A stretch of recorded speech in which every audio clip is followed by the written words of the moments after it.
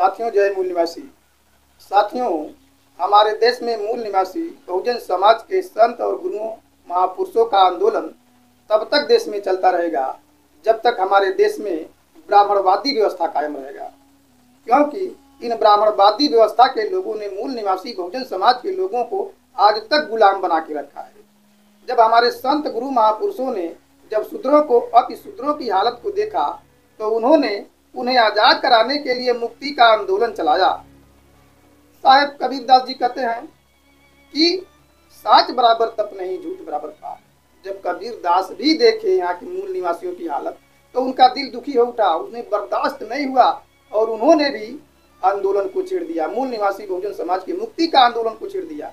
लेकिन ब्राह्मण कहता है कि कबीरदास जी भक्ति का आंदोलन चला रहे थे, लेकिन भक्ति का नहीं बल्कि मूल निवासी बहुजन समाज के लोगों के मुक्ति का, आजादी का आंदोलन चला रहे थे।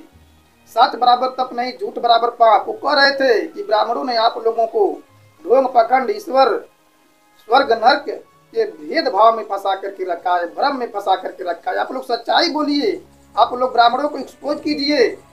आपका कुछ होने वाला नहीं है, आपका कुछ बिगड़ने वाला नहीं है।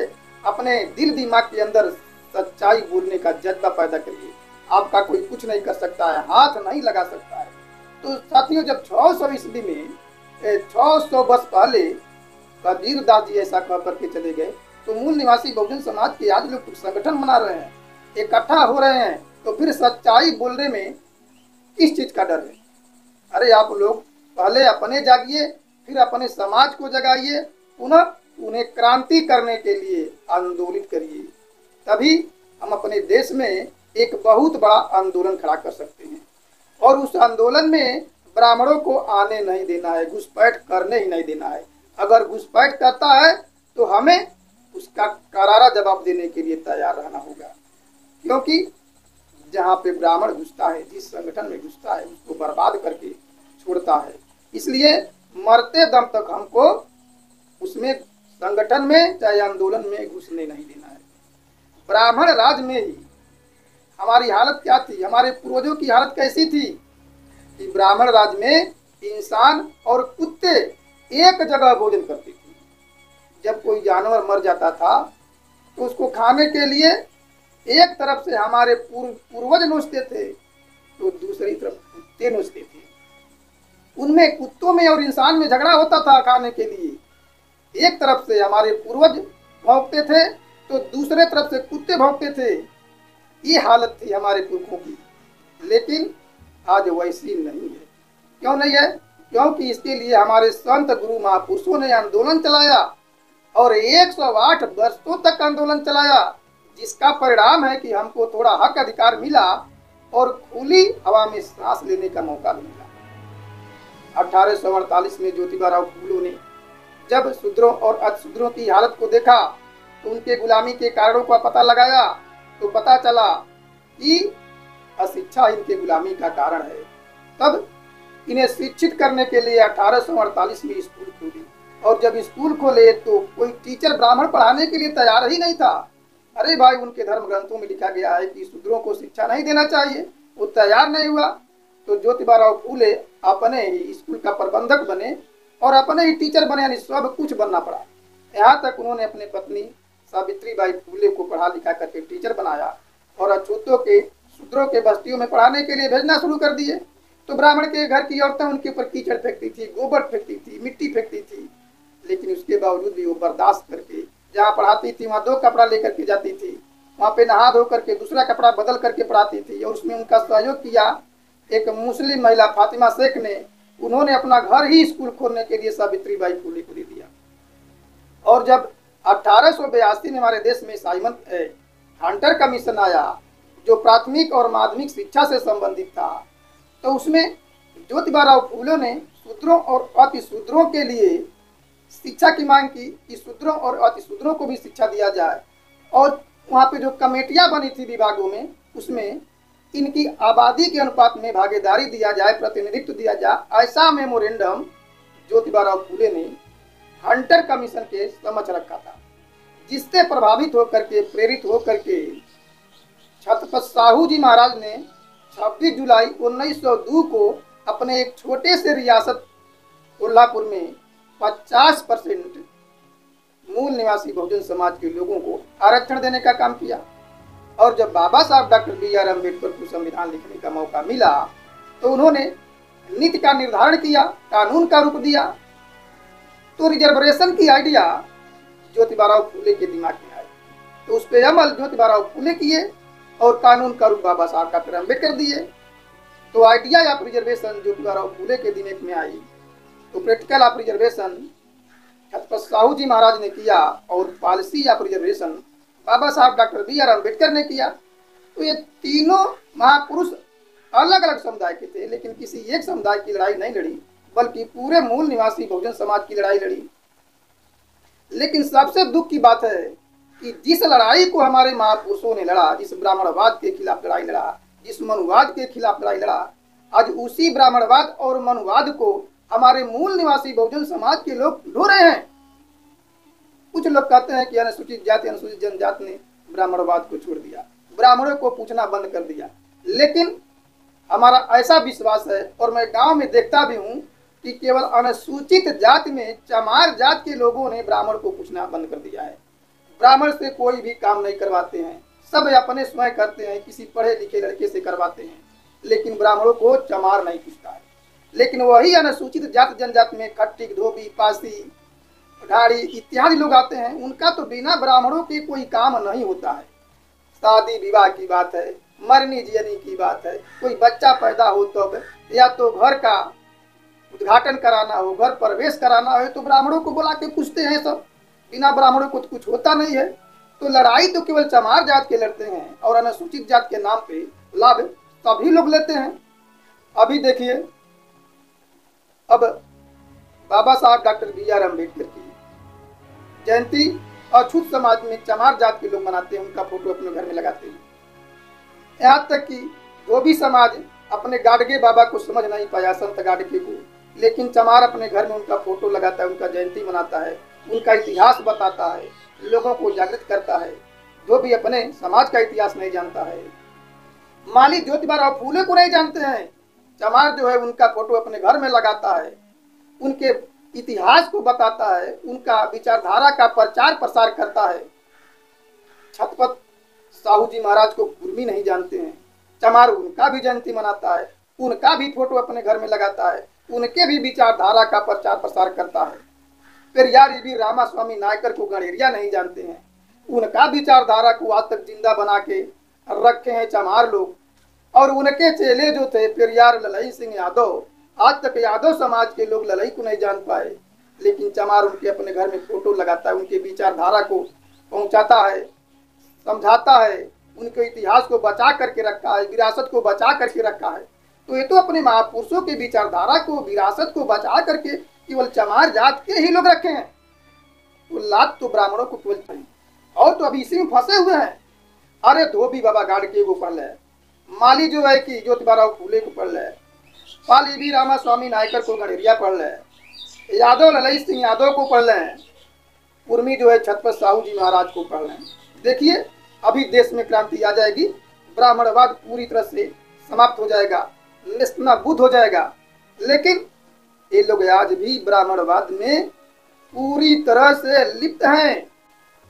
एक बार की बात है कि ब्राह्मण श्राद्ध करवा रहा था और अनुसूचित जात में ही करवा रहा था, तो उन्होंने 50,000 का सामान का लिस्ट तैयार करके अपने जजमान को दे दिया। तो जब जजमान देखा तो कहा कि बाबा, अरे श्राद्ध कराने के लिए क्या 50,000 रुपए का सामान लगेगा? तो बाबा कहा कि हाँ बच्चा, आपका जो है बाप मर गया है तो प्रेतात्मा हो गया है, वो प्रेत बन करके तुम्हारे परिवार को सताएगा, वह तुम लोगों को चैन से जीने नहीं देगा, उसकी आत्मा भटक रही है, वह एक एक को बीन बीन करके खाएगा, तुमको चैन से जीने नहीं देगा। इसलिए इनके प्रेतात्मा को शांति के लिए शांति मिले, इसके लिए प्रत्येक सामान 2-2 देना पड़ेगा, डबल डबल। जैसे छाता 2 देना पड़ेगा, 2 जोड़ी चप्पल जूता देना पड़ेगा, रजाई गद्दा और खटिया देना पड़ेगा। और मजे की बात है उस लिस्ट में 2 जोड़ी अंगूठी भी सोने की थी। अब एक गरीब आदमी बेचारा अपनी बेटी की शादी में एक अंगूठी नहीं दे पाता है, और ब्राह्मण मरने पे उसके बाप की आत्मा को शांति करने के लिए डबल अंगूठी मांगा। अच्छा, सबसे ये बात है कि जो उसका जो पुरोहित करा रहा है और जो करवा रहा है श्राद्ध, वो जानता है कि जितना मैं सामान दे रहा हूँ ये हमारे पिताजी को तो मिलने वाला नहीं है, इसका उपभोग ब्राह्मण ही करेगा। इसके बावजूद भी वो फंसा हुआ है ढोंग में, पखंड में, ईश्वर में, आत्मा में, परमात्मा में, भूत में, प्रेत में वो फंसा हुआ है। कबीर साहब जी ईश्वरवाद का खंडन करते हुए कहे थे कि तुम लोग किस ईश्वर की बात करते हो जिसको कोई देखा नहीं है, जिस ईश्वर का कोई अस्तित्व नहीं है, आज तक उस ईश्वर का कोई दर्शन नहीं किया है, कोई जाना नहीं है, उस ईश्वर की बात करते हो। तुम लोग कहते हो कि सृष्टि को ईश्वर ने बनाया है, तो फिर ईश्वर को किसने बनाया है? अरे तुम लोग कहते हो कि वेद, गीता सब ईश्वर के द्वारा निर्माण किया गया है, तो फिर ईश्वर का निर्माण किसने किया है? तुम लोग कहते हो कि राम बड़ा है, तो मैं पूछता हूँ कि राम बड़ा है कि राम को पैदा करने वाला उसका बाप बड़ा है? अरे किस राम की बात करते हो? कबीरदास जी कहते हैं, खंडन करते हैं, और क्या कहते हैं? एक राम हम घट घट देखा, एक राम दशरथ का बेटा, एक राम है जग से न्यारा, एक राम है जगत पसारा। तुम किस राम की बात करते हो? तुम लोग कहते हो कि तीर्थ बड़ा है, तो ये बताओ तीर्थ बड़ा है कि तीर्थ पे जाने वाले बड़े हैं? जब तीर्थ पे जाने वाला ही नहीं कोई रहेगा तो तीर्थ की क्या उपयोगिता होगी?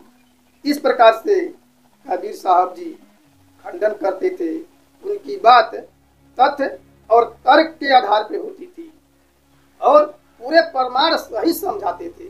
तथागत गौतम बुद्धा के बाद दूसरा भी कोई क्रांतिकारी आंदोलन चलाया था तो कबीरदास ने चलाया था, और फिर अब तो आते आते वामसेप और भारत मुक्ति मोर्चा के अध्यक्ष वामन मेश्राम चला रहे हैं। उस आंदोलन को जो जन आंदोलन में परिवर्तन करना है हमें, जो क्रांतिकारी आंदोलन है, उस क्रांतिकारी की चिंगारी को भड़का करके मूल निवासी बहुजन समाज के लोगों में एक अपने आज़ादी का अलख जगाना है। इसलिए मैं मूल निवासी बहुजन समाज के लोगों से कहता हूँ कि जो लोग ब्राह्मणवाद के साथ भी हैं और आज़ादी की बात करते हैं तो उनसे उम्मीद नहीं किया जा सकता है। जो ब्राह्मणों को बुला करके पूजा पाठ कराते हैं, श्राद्ध करवाते हैं, उनके बिना कोई कार्यक्रम होता ही नहीं है। तो ये बताइए, बाबा साहब कहे थे कि ब्राह्मणवाद और लोकतंत्र एक साथ चल सकता है? नहीं चल सकता है। अपने आज़ादी के लिए और सही मायने में लोकतंत्र को लाने के लिए हमें ब्राह्मणवाद को त्यागना होगा। आप लोग कहते होंगे अरे ब्राह्मण आता है 200-400 लेता है, फिर अपना शादी विवाह करके कार्यक्रम करा करके चला जाता है।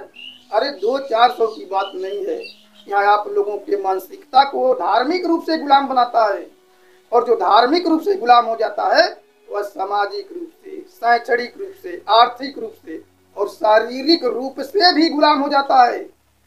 ये ब्राह्मणों को 200-400, 1000-500 चंदा देने वाली बात नहीं है, उनको दान देने वाली बात नहीं है। तो ये आपको दिमाग को गुलाम बना के चला जाता है। तो जो लोग ऐसा सोचते हैं कि हम ब्राह्मणवाद से काम कराएंगे, अपना पूजा पाठ, शादी विवाह सब कराएंगे और ब्राह्मणवाद का विरोध भी करेंगे, तो ऐसा हो नहीं सकता है। धन हम तो कहते हैं चमारों के लोगों में, जिसमें एक जज्बा पैदा हुआ है, जोश पैदा हुआ है। हम तो गांव गांव जाते हैं, हर गांव में जाते हैं, शादी विवाह, मुंडन और कई संस्कार में ब्राह्मणों को चमारों ने लात मारना शुरू कर दिया और हर जगह मार दिया है, पूरे भारत वर्ष के लगभग। तो जब वो लोग लात मार रहे हैं तो तुम लोग यार क्यों नहीं मारते हो? उसके पीछे तुम जी रहे हो। आरक्षण का लड़ाई वो लड़ता है और पूछे से खट्टी धोबी पासी कहते हो कि हम भी एससी हैं, हम भी एससी हैं, हमें भी चाहिए। ब्राह्मणवाद का जो है कि समर्थन करते हो तुम। अरे जब आना है तो खुल के आओ, अपने भाई के साथ आओ, कंधे से कंधे मिला करके चलो, तभी आंदोलन तेज हो सकता है। नहीं तुम लोग अपने गुलाम बनोगे और ये गुलामी के लंबा खींचोगे।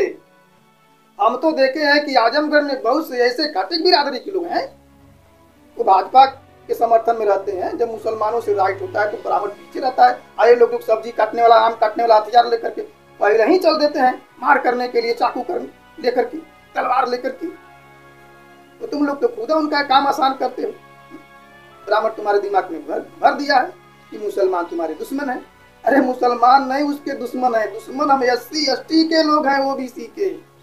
अगर अगर मुसलमान ही इस देश में न रहता, भारतवर्ष में, तो फिर वो शासन सत्ता में ब्राह्मण कभी आता ही नहीं। ये बात सोचो, क्योंकि वह हिंदू मुसलमान करके अनुसूचित जाति जनजाति के लोगों को हिंदू बनाता है, पोलराइजेशन करता है। और जब पोलराइजेशन करता है तो चुनाव में SC ST OBC के लोग हिंदू बन करके भाजपा को वोट दे देते हैं।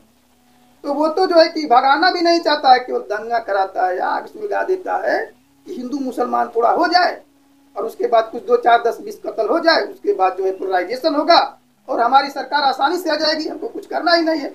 तो हमको SC ST OBC को हिंदू बनाने के लिए मुसलमानों के विरोध में झगड़ा कराता है, पोलराइजेशन करने के लिए। इस बात को हमें समझना होगा। हमारा दुश्मन मुसलमान नहीं बल्कि ब्राह्मण है। इसलिए इस बात को जानने के लिए आप वाम से भारत मुक्ति मोर्चा के आंदोलन के साथ आइए, और आप लोगों की आज़ादी की लड़ाई लड़ रहे हैं सब। आप उसमें तन मन धन से, बुद्धि पैसा समय श्रम हुनर से सहयोग करिए। आप लोग करेंगे, ऐसा हमारा आशा और विश्वास है। तो आप लोगों ने हमारी बात को ध्यानपूर्वक सुना, उसके लिए धन्यवाद। जय हिंद।